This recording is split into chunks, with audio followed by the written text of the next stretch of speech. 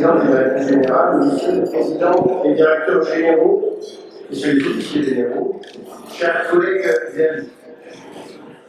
Il y a 4 ans, à peu près, il y a eu une exposition assez extraordinaire à Paris, sur la Lune, et au Grand Palais. Et je me souviens, c'est André Hubert, celle ici présent, qui nous avait fait la gentillesse de nous permettre de visiter cette exposition, où on voyait combien la Lune a nourri l'imaginaire des femmes et des hommes qui peuplent notre planète depuis toujours. On devrait dire d'ailleurs les imaginaires, quand la Lune est présente aussi bien dans les arts, les religions ou les sciences. Les exemples sont innombrables et très variés, entre le rôle de la Lune dans la détermination de la période de Ramadan, le tableau Les Amoureux de Marc Chagall, des œuvres de Jules Verne évidemment, Georges Méliès, Hergé. Et c'est somme toute très logique, puisque la Lune est là, devant nous comme une évidence, toutes les nuits ou presque. Je ne sais pas si vous avez vu tout à l'heure pendant l'apéritif, mais elle était là, au-dessus de nous, à nous tendre les bras, presque chaque nuit et depuis toujours. Le 20 juillet 1969 a marqué un tournant dans cette quête de l'humanité. Pour la première fois, une nation a réussi à envoyer 2 de ses représentants explorer l'astre in situ. L'effort humain et financier gigantesque consenti par les Américains et les Soviétiques en parallèle, soit en passant, pour y arriver, n'a été connu que quelques années plus tard, et la puissance inspiratrice de l'événement a immédiatement parcouru la planète comme le tsunami. Combien d'enfants émerveillés se sont dit ce jour-là, c'est ça que je veux faire, et se sont tournés vers des carrières scientifiques. Tous ne sont pas devenus astronautes, mais quel accélérateur incroyable vers le progrès par la connaissance scientifique.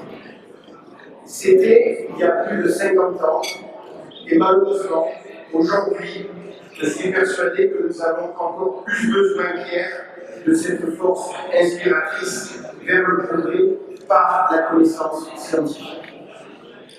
C'est à ce moment-là que la Lune s'invite à nouveau dans nos projets d'exploration.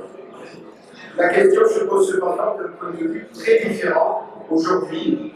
En effet, il ne s'agit plus d'aller planter un drapeau et de revenir sain et sauf avec quelques échantillons aussi extraordinaires qui représenteraient encore aujourd'hui un tel exploit technologique. Il s'agit, et c'est un objectif complètement différent, d'aller implanter une base activité permanente autour et sur la Lune. Et du coup, les enjeux prennent une autre dimension. D'abord, d'un point de vue économique, faire vivre et travailler de façon permanente les femmes et les hommes dans un environnement hostile de notre astre, avec des ressources qui sont extrêmement limitées, fait résonance, là aussi peut-être tristement, avec des enjeux forts de notre vie actuelle sur Terre.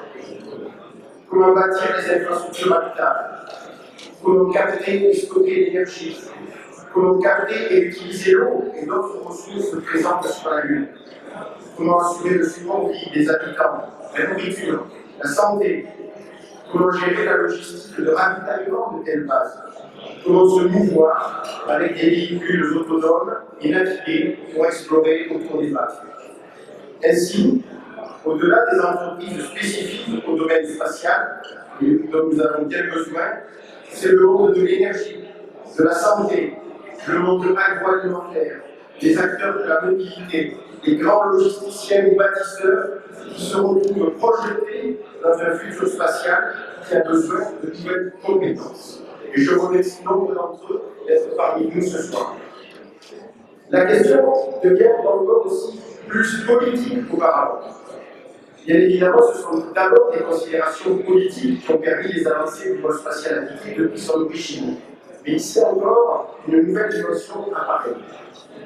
Très rapidement, d'abord sur la Lune, et puis sur Mars, ou les astéroïdes, va se poser inévitablement la question de l'appropriation des terres, des terrains et des ressources.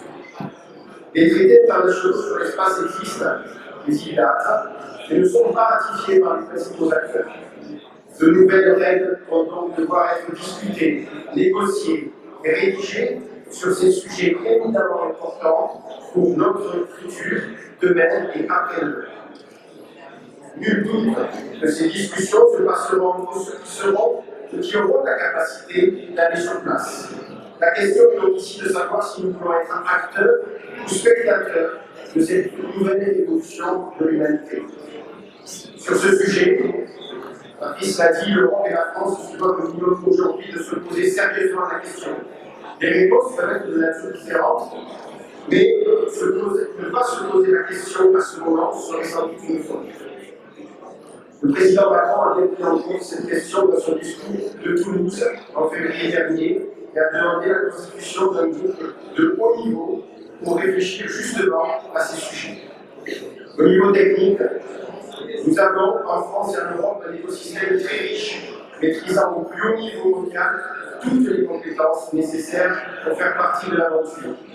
Nous pensons qu'il faut lancer dès la prochaine réunion ministérielle de l'ESA des études concrètes sur ce sujet. Joseph nous en dira sans doute quelques mots tout à l'heure. Enfin, pour tisser les liens entre les domaines spatiaux et les nouveaux domaines que j'ai cités tout à l'heure et dont nous avons besoin, le CNES a créé TechZone, le premier incubateur mondial dédié à l'exploration lunaire et aux applications terrestres associées. La création de ces liens est une force supplémentaire par rapport à toutes les compétences que nous maîtrisons déjà. Je voudrais terminer par deux choses.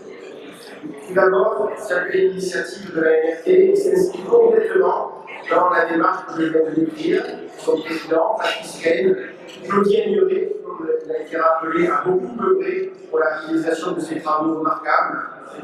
Je remercie tous les sponsors de cette soirée, évidemment, et par-dessus tout, je remercie du fond du cœur Clarisse Logelier, la déléguée générale de la NRT, sans qui tout cela n'aurait pas été possible. Je vous propose d'applaudir Clarisse Logelier.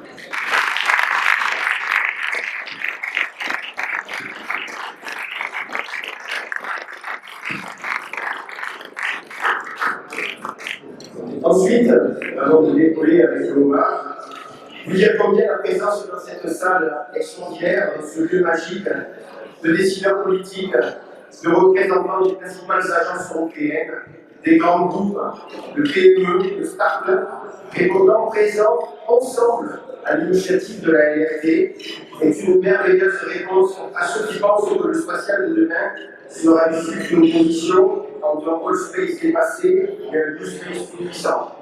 C'est au contraire tous ensemble, en puisant le meilleur de chaque initiative, comme nous le faisons ce soir, que nous relèverons les défis du monde spatial de demain, que ces défis soient politiques, sociétaux ou technologiques. Je vous remercie et je vous souhaite une excellente soirée.